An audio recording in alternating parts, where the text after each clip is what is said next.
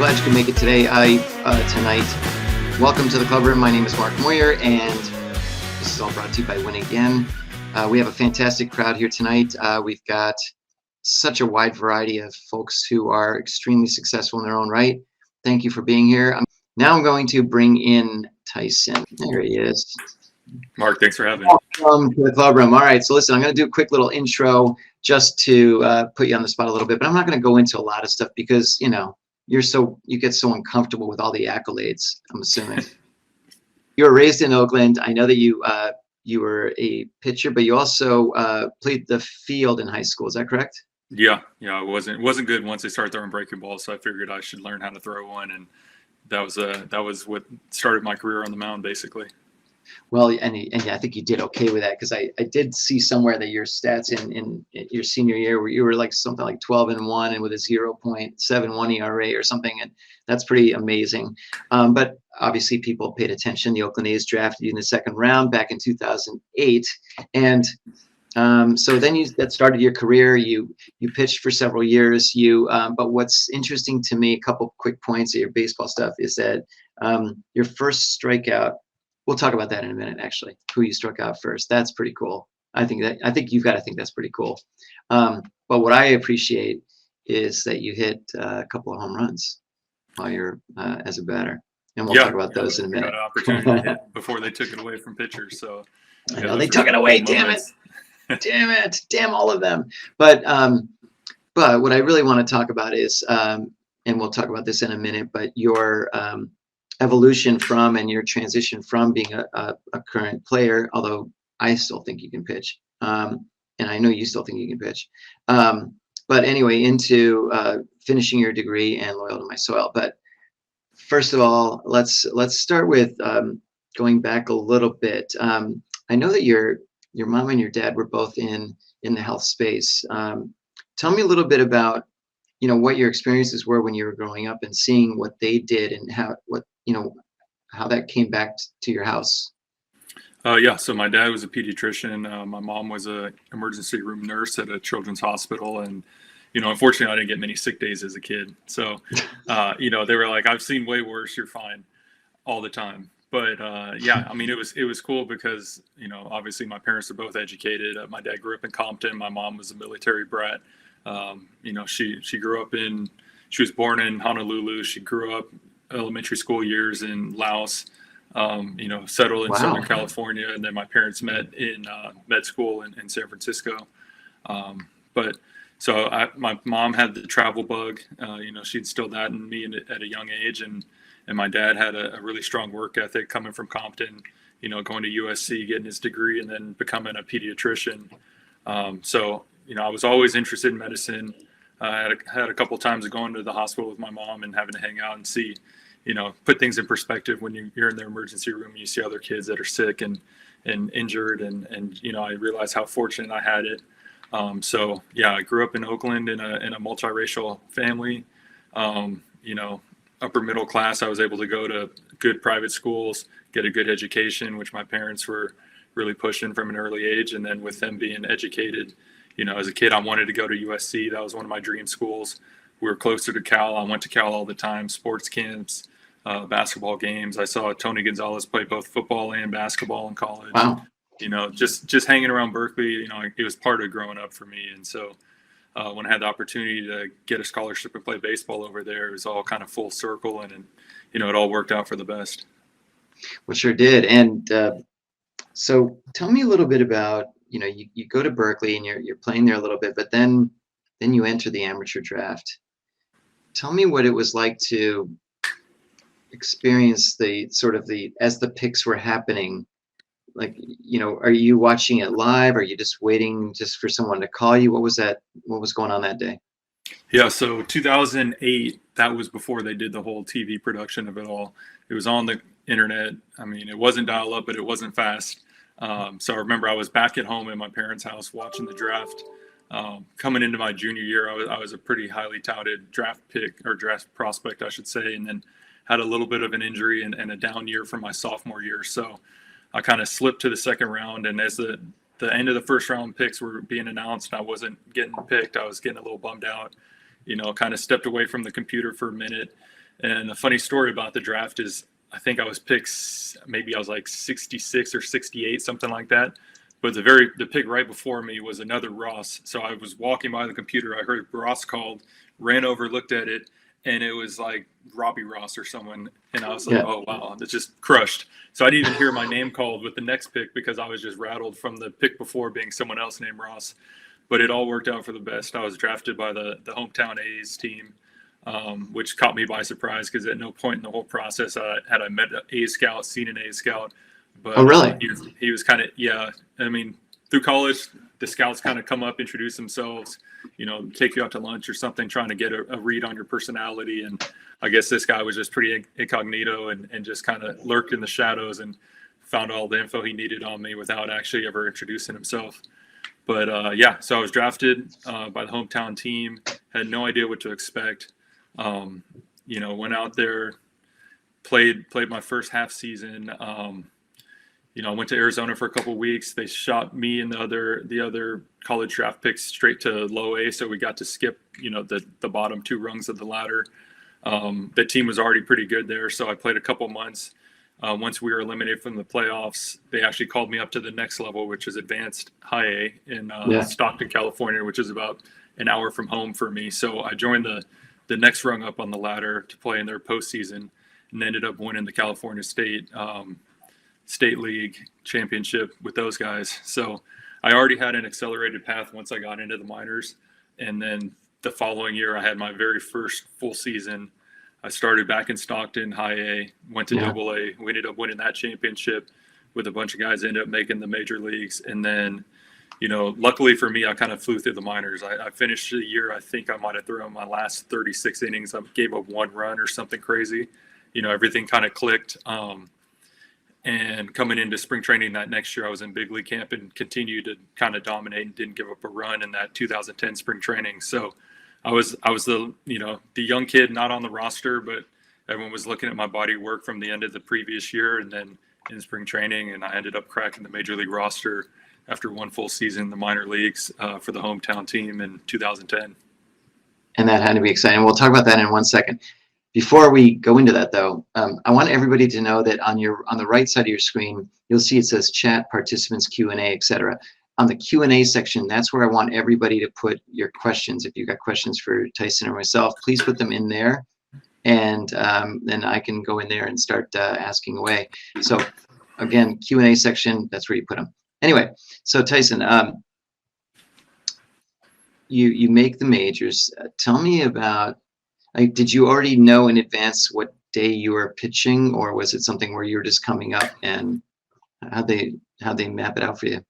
Yeah, so I was a starter my whole career. The only time I'd really ever had a relief appearance, I think, was my very first outing in pro ball, and that was just because they wanted to have me throw one inning to get my feet wet, in the Midwest League out there. So I think I was 22, turning 23. They were like, hey, you're really good, but we're not going to put you in the starting rotation. So they threw me in the bullpen, and I had probably the worst possible role because there's the role of no rule. So I had to be ready from pitch one to extra innings. And there was no rhyme or reason for when I was going to be in there. And so I think I sat on the bench for the first 6 games, maybe something like that. Like every time the phone rang, my heart jumped out of my chest, and I got nervous, and I watched all these other veteran guys that had been relievers and knew their own role. They were watching the game, like, okay, here we go. Lefty coming up. The lefty guy starts, the lefty reliever starts stretching. He knows what his role is. And so my debut came after a long wait. And I think we had a pitcher, Justin Duscher, who had a bad hip. And so he kind of just got yanked early in a game in maybe the 4th or 5th inning against the Mariners, and phone rang. It was like, hey, get Ross hot. And, I just got loose as quick as I could and just, tried to swallow. I had my heart up in my throat. So I had to, get a hold of my nerves and go out there and compete. So you get out to the mound, and, I hear other people talk about it. You kind of don't feel much of anything the very first time. Everything's a little bit of a blur, and who steps up to the plate? So I know where you're going with this, and the funny thing is, I think Wikipedia is wrong. So my first strikeout was actually a catcher, Rob Johnson, for the Seattle Yep. Mariners. And then second strikeout is Ken Griffey Jr. So, being a kid that grew up wearing his shoes, playing his video games, wearing my hat backwards, it was a pretty surreal moment. And I think I threw him like a 3-2 sinker, and he swung over the top of it. And I literally remember going, oh, shit, because I was just like in awe of what had just happened, Did you like, sorry? Yeah. Can you imagine that? But that is really cool though. Did you have a chance to actually chat with him much, or not too much, or? I didn't. Yeah. I believe that was his last year, and Yeah. I never got a chance to meet him in person. But baseball's funny the way that it brings people together. I had a chance to play and compete against a lot of people that I looked up to and watched as a kid. Through high school, I was. I think the A's had their magical season when they won 20-something games in a row, and I went to a bunch of those games as a high school student. And then, here I am because I flew through the minor leagues. I was fortunate to be teammates with guys like Eric Chavez and Mark Kotsay and Houston Street, who just a few years prior I was watching, from the cheap seats. Yeah, and so I'm going to throw a quick question at you from one of them was from Dave, who says, what was the most surprising aspect of your pretty rapid rise through the ranks? What caught you? Was there anything that you wish you'd known? Tell me a little bit about that. Oh man, I wish I knew a lot of stuff. I mean, Mm-hmm. I didn't know any other professional players personally, so I was kind of walking an unfamiliar path. Just from everything from how travel goes to what to eat in the clubhouse and how to act and all sorts of stuff. So there was, I had to learn at the highest level basically, and because I moved so rapidly through the minor leagues, there was never ever any comfort with teammates. I didn't have much of a rapport. I think the only guy I played with for my draft class after that first year was Jamal Weeks, who was the first round pick that year. Yeah. We played together, in AAA in the big leagues for a number of years. But yeah, I mean, there's a lot to learn when you go from playing in college to playing professionally. And I mean, when you go to high school to college, it's a big jump because you're 18, you're playing with grown men at 22. But when you get to the big leagues at 22, 23, and you're playing with 35 to 40-year-olds and that have been doing it for a lot longer than you've been driving, it's just a different world that you're existing in. So you got to adapt pretty quickly and kind of understand your place and the respect that the veterans deserve. Now I know what your answer is going to be to this. At least I'm guessing, but I've seen young players when they're nervous, they tend to be almost like a little cocky because they're insecure about their talent, but they're a little bit cocky and they're boisterous and all that sort of thing. And then there's others that are like, you know what, I'm just going to sit back and watch and learn, kind of a thing. Where'd you fit in? I've always been pretty quiet. People, I don't know. It's something that I can't even explain playing at that level, like the level of talent. As good as you are at the highest level that you've ever been at, as soon as you get to the big leagues, you're the bottom rung on that ladder. And you can look at the back of my baseball card. I struggled early on. I had a couple early successes, and I had the talent to be there, but I didn't have the knowledge it took to consistently be good and get outs. And so, I had to kind of take my lumps at the major league level and learn how to get the best out. And I learned a lot of ways that didn't work before I could start to find my path on how to move forward. And so, it's tough. And it's, I say it all the time to my wife and friends, I'm like, it's freaking hard up there. Even though I did it for a long time at a high level, it's, I've gone through the whole gamut of failure, success, injuries, trying to come back. And I know what it takes. Like when things are good, you just got to appreciate it. And when things are bad, you just got to remember, just keep working and hopefully things will turn around and get back to that point where things feel easy out there. But it's definitely not an easy game, an easy sport. And yeah, I mean, it's very humbling. So yeah. Well, what's interesting is, and I'm glad you said that, because I think most fans, especially the ones that, they watch on TV or something, they see the sort of the glamorous side of what you do. They don't, there's no camera on you as you're, in the ice tub or in the whatever, or doing all the stuff that you need to prepare for a game, whether you're a pitcher or an everyday player. I think there's very little, because they don't, maybe TV doesn't find it too glamorous or something. So, you'll often see the glamour side, but not always the hard work side. So I'm glad you mentioned that. Tell me, I guess what I'm curious about is, you were traded a few times and re-signed and signed as free agent and this and that. But tell me a little bit about the experience of leaving the A's, and were you expecting that? Tell me a little bit about how that went down. Yeah, so I was traded after the 2012 season. Again, you look at the back of the baseball card; it's pretty ugly. I think that year I was, and what it doesn't show you is that year I was optioned 6 times.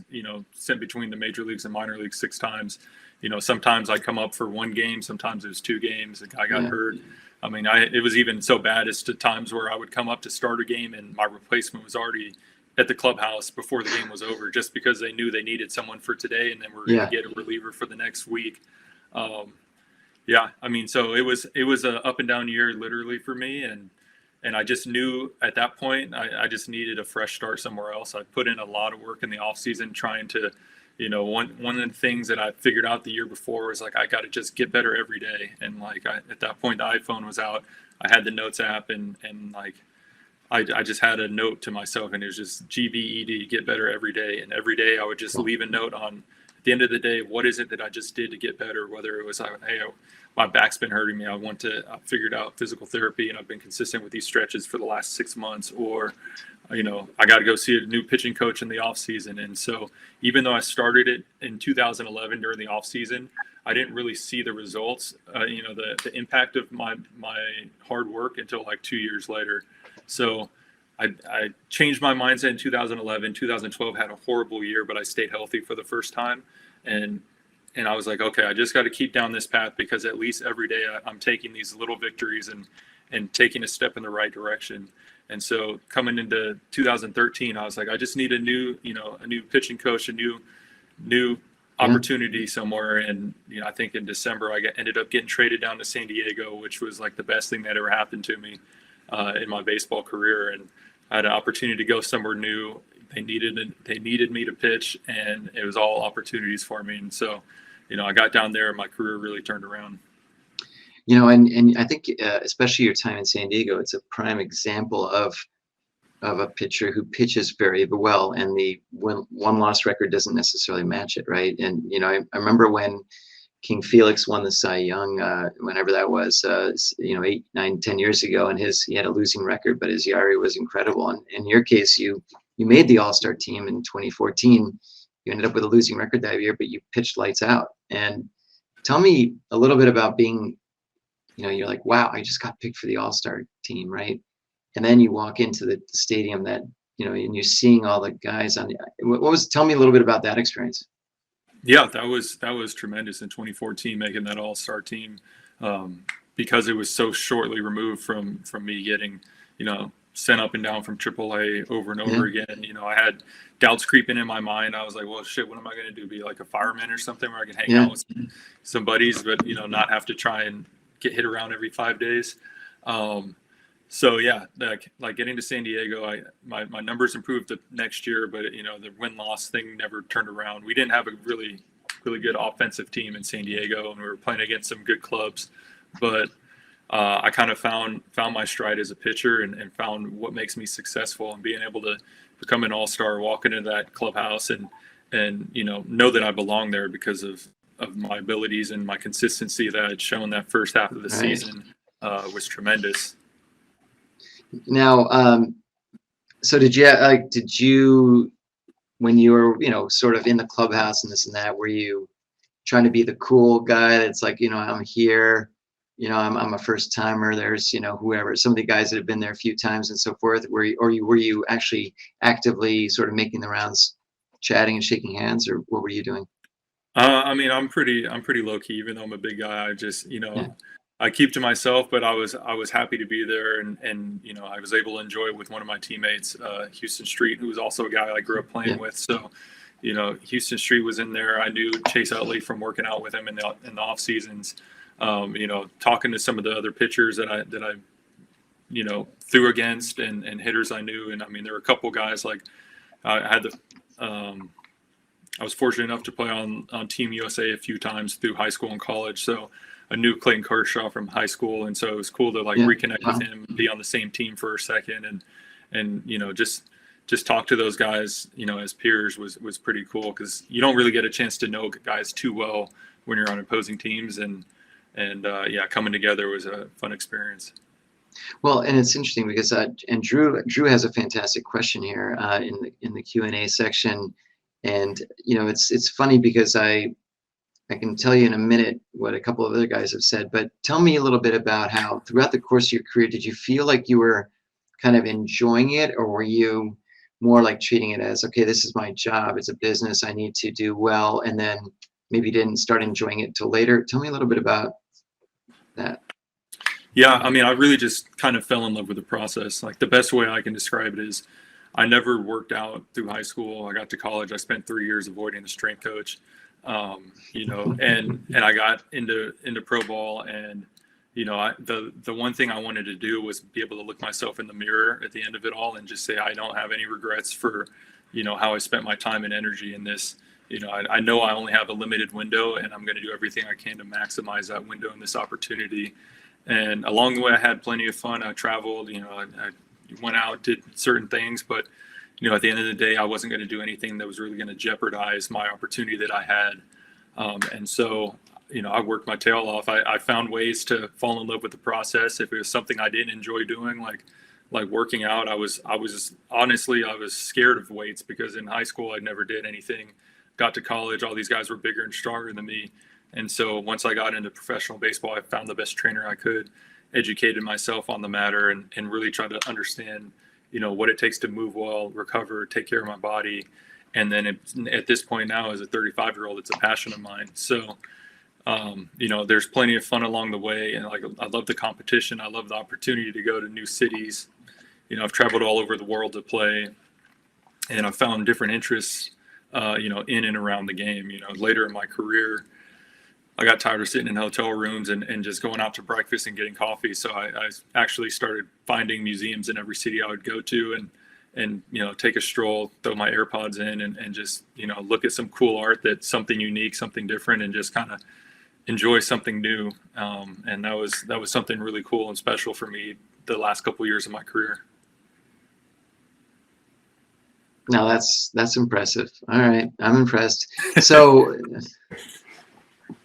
didn't want to say that to you too much, but anyway, no, I'm kidding. So Gary's asking, because this is true too. I mean, there were a couple times where you may have had some struggles in your career. What was there? Was it something that someone on the team was assigned to kind of help out some of the players with their struggles? Some people call it a sports psychiatrist or whatever, psychologist, or whatever. But was there anything that you did to either keep you motivated or get you back on track when you were having some challenges? Did you, he's asking, did you do any meditation? Was there a therapist? What kind of stuff was going on when you were at a low? Yeah, I think the biggest thing that I did during my career was find the power of routines. As I talked about earlier, when I was first made it to the majors as a reliever, I didn't have any routines as a relief pitcher, so I didn't know what to do. As I got into the successful years down there in San Diego, I really built out some really strong routines, and one part of that is just writing things down. Like, I always had a notebook on me, or using my notes app in my phone.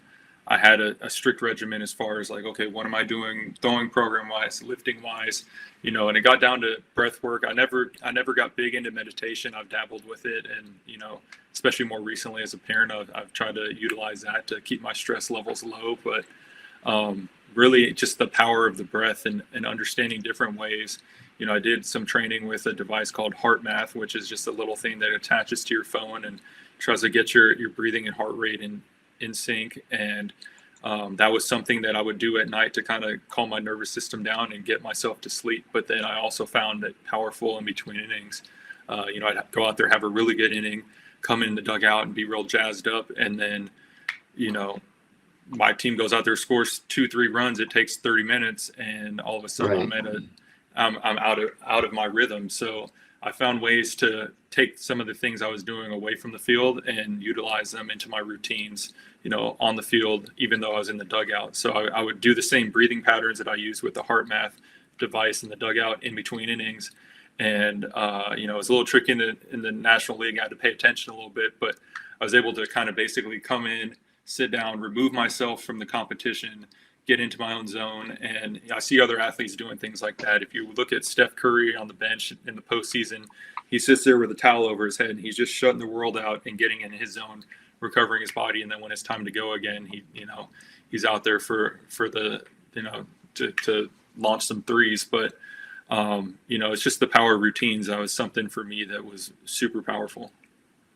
Well, and that rolls right into what Jonathan is asking. And he says, look, you speak of trial and error and trying things in your notes section and so forth. But, and I think this is sort of transcendent across all sports and all athletes. But, was there anything that you felt you were missing, whether it was a mentor or a coach that helped sort of walk you through the process? I know that professional sports now and collegiate sports are much more now aligned with mental health and providing as much support as possible. But when you were, just a few years back, was that something that you felt was missing, or what did you have?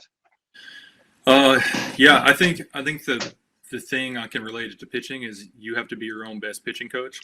And obviously everyone needs help. You have to reach out to people that know the best, but if you're not willing to get outside your comfort zone and go learn from someone that has something to say and listen to them, it's going to fall on deaf ears anyways.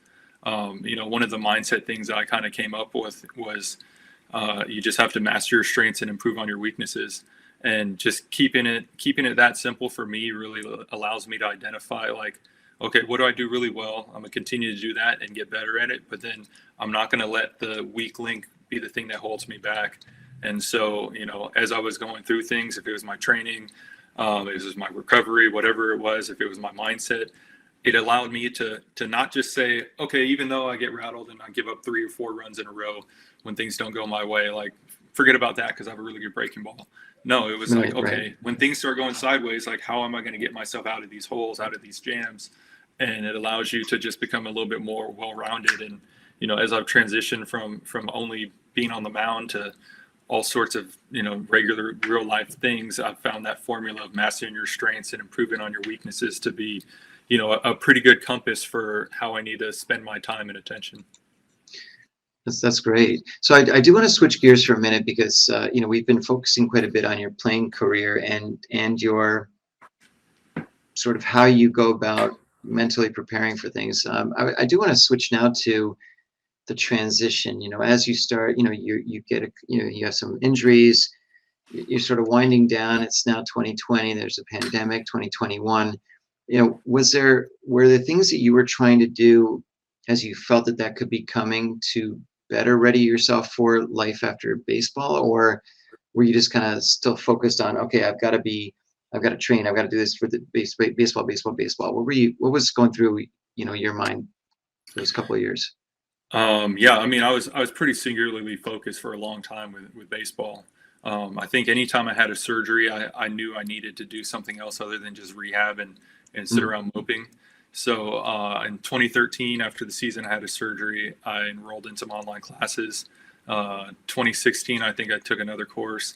And as 2020, it just became a routine as far as, like, when things disrupt the cycle, like, take a class online, get out of your regular rhythm.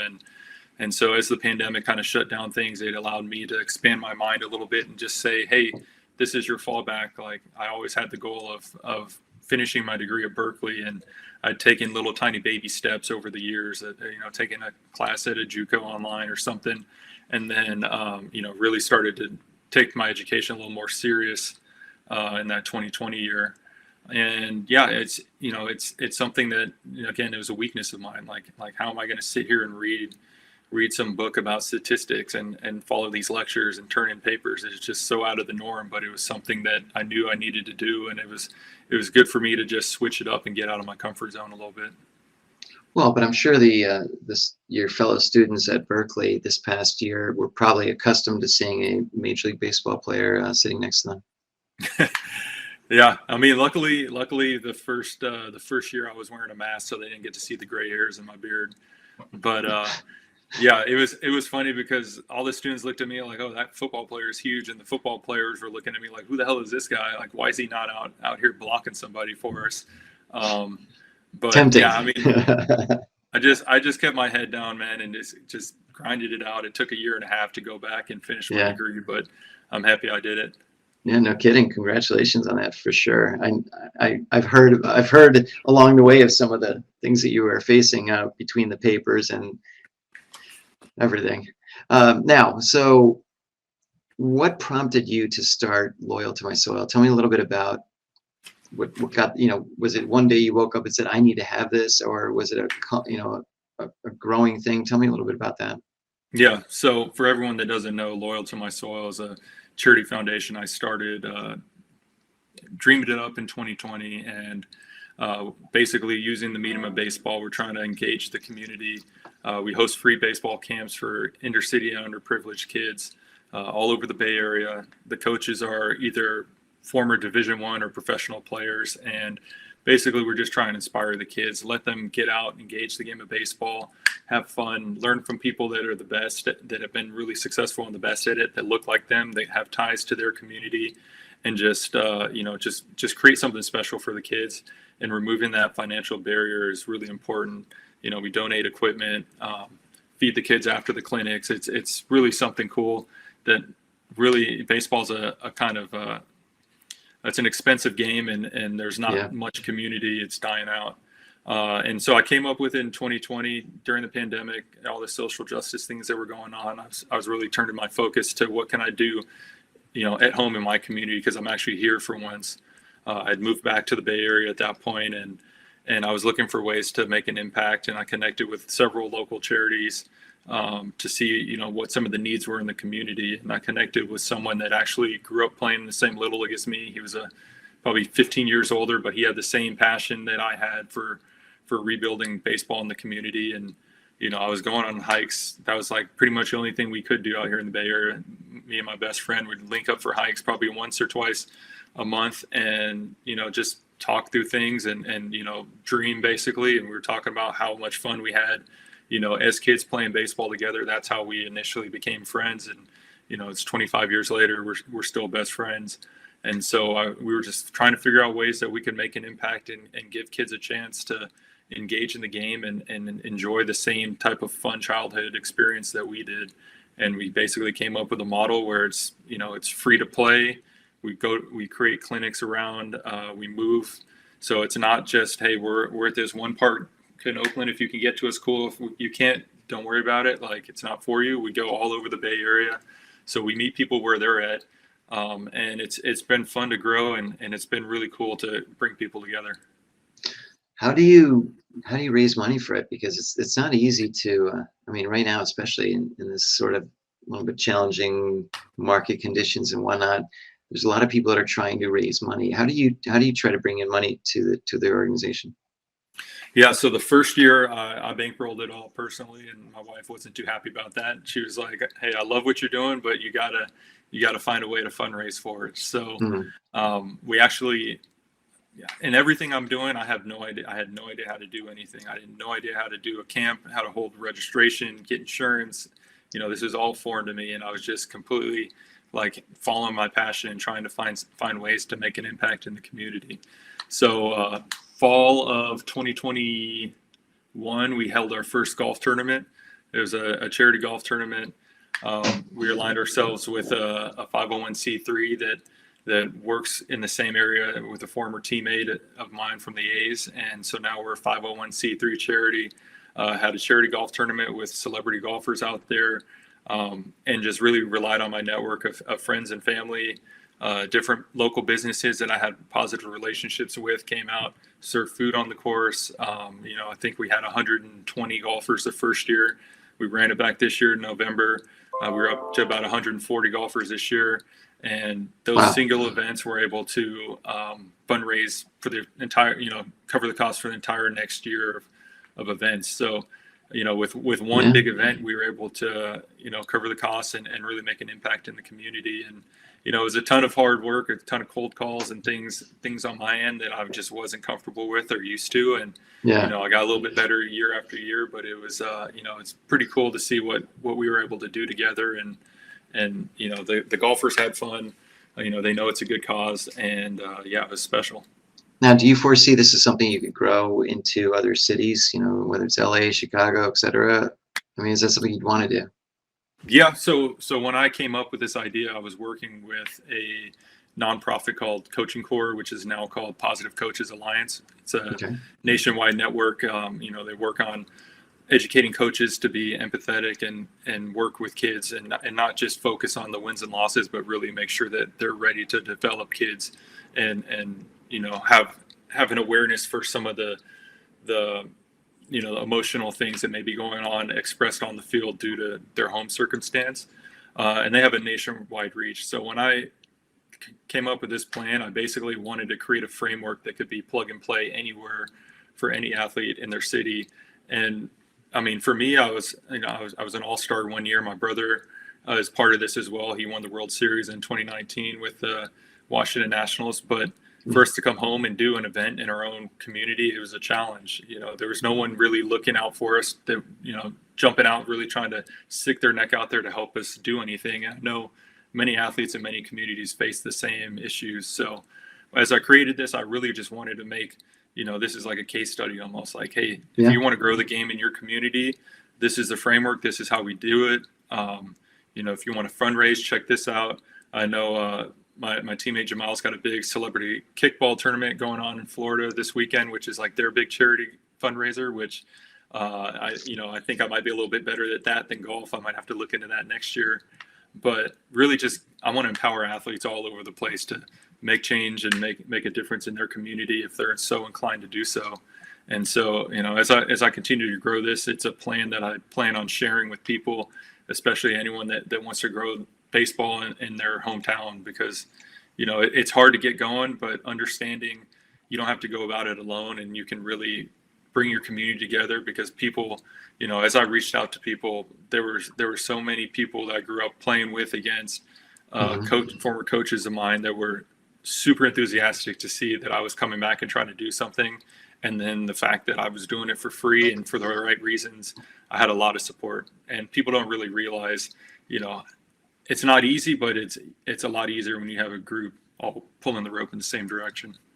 Well, it's incredibly gratifying to, to not only, I mean, to me, I think just seeing one child getting excited about playing catch and playing baseball, that they wouldn't have had that chance before you got involved. I think that to me is just incredible. I mean, I've seen firsthand just the power of sports and how it can really pivot someone from doing stuff they shouldn't be doing into doing, or being, competing on the field. And there's so many benefits to being an athlete that translate into business success going forward. And I think what you're doing is absolutely fantastic. Now, one of the things that Scott asks is, he says, you clearly believe in giving back. Do the Major League Baseball, do the clubs talk about and advocate that for their players as a means to being good citizens and so forth? Will a team come to the players and say, hey, if you're not doing something already, you should? Or do they say, look, forget that, focus on the field and what you're doing on there? Yeah, there are not directly the teams, but some of the organizations surrounding baseball. So in spring training, you've got a million meetings that go on, and most of the time nobody wants to be there. But they do have support systems for, I think it's like the MLB Alumni Association can help you host a camp in your community if you want to do something like that. But really, there are resources available, and I've tapped into some of them as far as like donation matching and things like that to get creative and raise a little bit more money. But really, it's a lot of times it's so privatized that they're like, I've approached people before and said, hey, I want to do this event in in Oakland, and someone will say, well, just open a facility and then we'll come in and rent the space from you, and everyone wins. And it's like, right. I don't have the time to do this. I want to actually get out here and make a difference today. I'm not talking about 2 to 3 years down the line, once we can get a building renovated and do this and that. So, for me, it was just all about action, like the first camp was crazy because it was 2021. I think the Omicron variant was the new hot thing out, and the Bay Area was pretty progressive and started to revert back to the shelter in place and no large gatherings kind of thing. So I think we had two groups of like 35 to 40 kids, which was way too many, plus coaches at this very first camp we were having at my buddy's facility. We were going to do it at an Oakland public park, but the Parks and Rec department, pulled the rug out from underneath us because of the surge in COVID numbers. So we were doing something that we technically weren't supposed to be doing. Every time a car drove by the gate, everyone was making sure it wasn't a police officer looking to bust up the camp. And, we just had to find a way. And I think that was the thing, is like, sometimes you can sit back and plan and plan and plan, and, nothing's ever going to go according to plan perfectly. So, with this, I knew time was of the essence because the kids had been sitting at home, and I knew there was a slew of mental health things going on, and just the disruption of normal life for kids, and their lack of sports and exercise had been pretty detrimental over the previous months. And I was like, we just got to get it in, however it has to be. Here's my credit card. Let's get it in. That's fantastic. And you're absolutely right, especially the timing of what you did, because I can speak firsthand from, I know, like, my son was very much into baseball, and then having that sort of the rug pulled out where you suddenly can't play, it's devastating for a kid. It doesn't matter what their age. And so I'm glad you did that. So switching gears, by the way, congratulations on Loyal to My Soil. I think that it's something that, I'm a big fan of what you're doing. And I think that if there are people here that can help, whether it's financially support or just offer any sort of support to help grow it, and maybe get it into your city, wherever you might be, everybody else, please, please feel free to reach out to Tyson if you don't mind. You mind? You okay with that, Tyson? Yeah, of course. All right. The easiest way for me is just LinkedIn if I got to jump off after the end of this.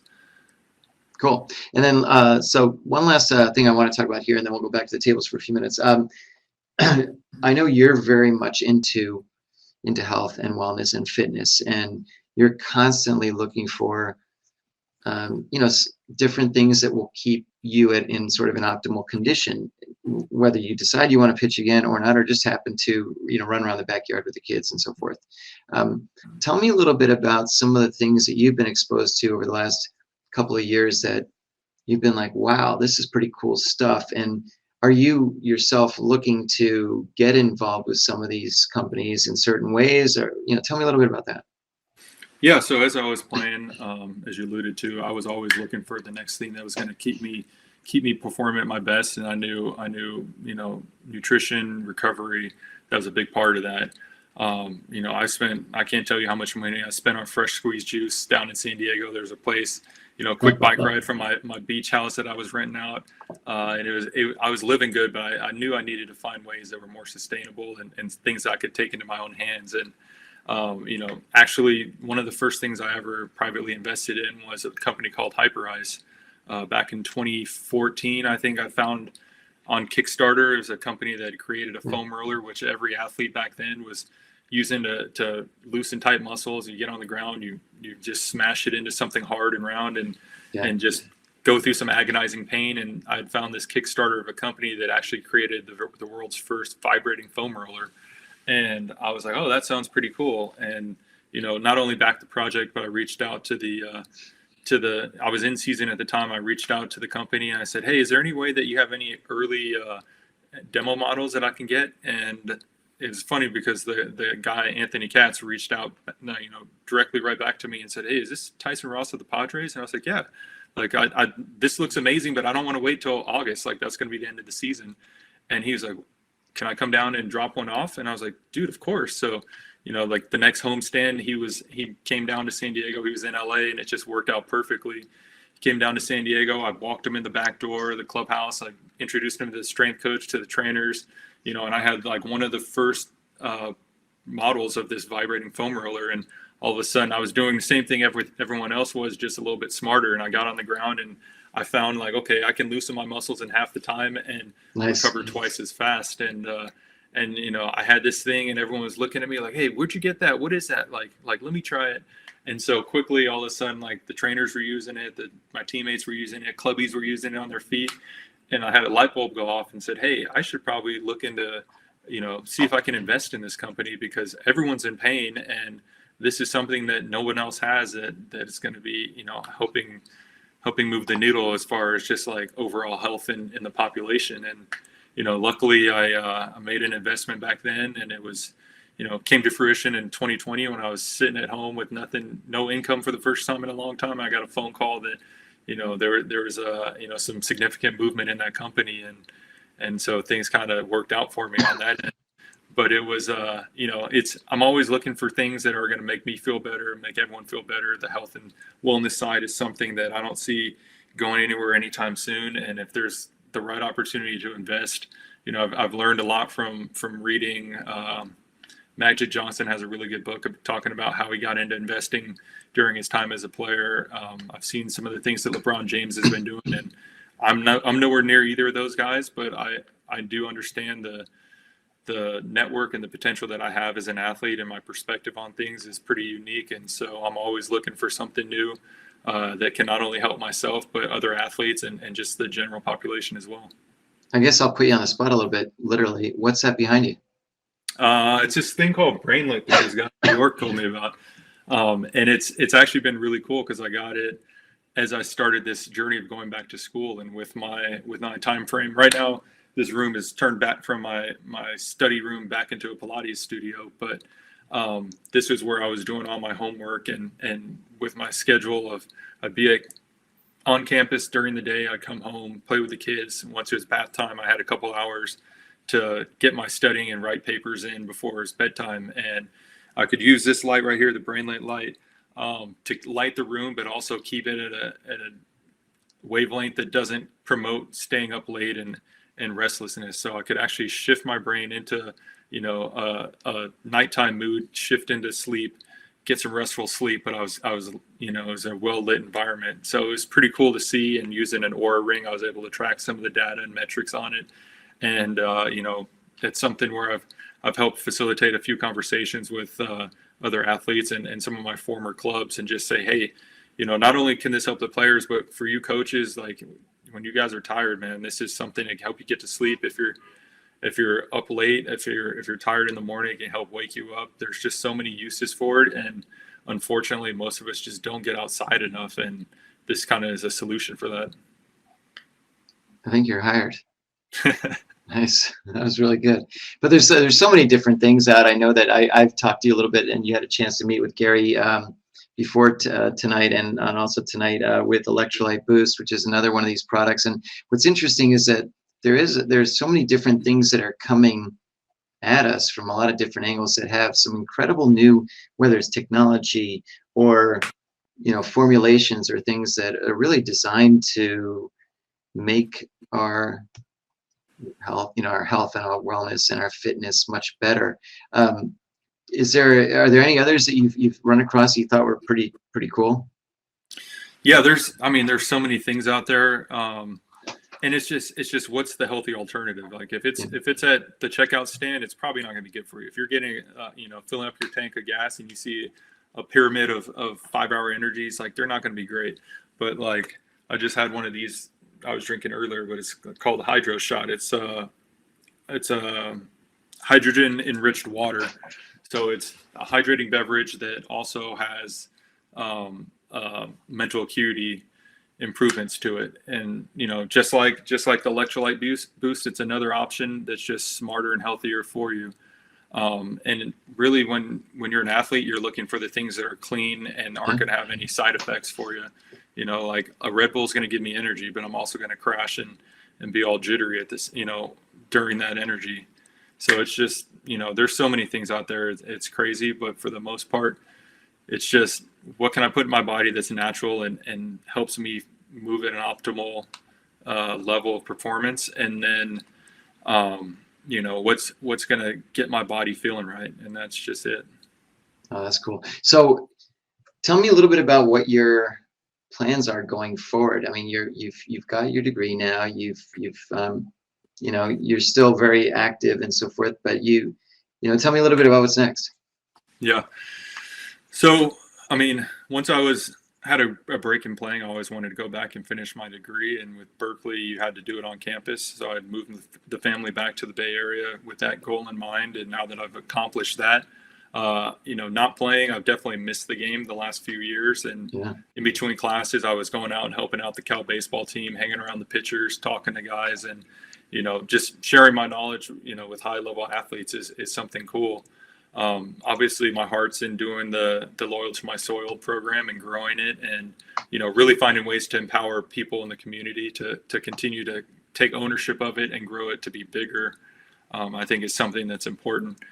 And then I'm also in the process of interviewing with some major league teams, as finding a role as a special assistant where I can come in, kind of work between departments, not only work with players directly on the field and share my knowledge of pitching and some of my experiences, but also help them with their performance and recovery routines, and help the strength coaches, help the trainers, and really hopefully find a role in which they allow me to do a little bit of research and continue my search out in the world and find the new things like brainlet and electrolyte boost to bring to them, and do the homework so they don't have to, because I mean, everyone in a big league clubhouse has one goal in mind, and that's a 7:00 start, get everyone ready to be out on the field. And so, for those 6 to 9 months of the season, everyone has that focus on a daily basis. And I think someone like me coming in, I could help players on the field, but I can also kind of divert my attention to these outside projects, check things out, report back, and really give teams an opportunity to gain an advantage by, bringing in some technologies that they may not have a time to look at until the off season, if they ever do. That's really good. All right, last question. This is an easy one, maybe. Give me 3 people, alive or dead, that you'd love to have dinner with.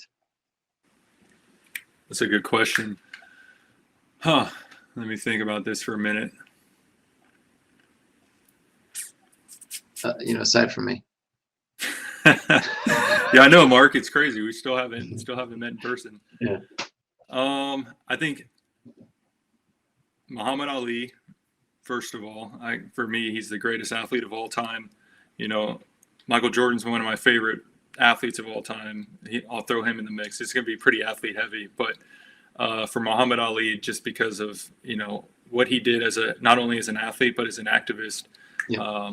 He kind of threw it all away, for his beliefs at a time when people, really just want, coming full circle to people saying shut up and dribble. Like he wasn't gonna shut up for anything, and he really believed and stood for his beliefs. Michael Jordan, just because of my older son is named Jordan. Like he's one of my favorite athletes of all time, and his story is just incredible. And I've learned so much just from watching him, from lacing up his sneakers thinking I could dunk, all sorts of cool things. So having the ability to get out there and have a meal with him would be pretty cool. And then let me think. Thirdly, I got to think of someone that would be different but interesting.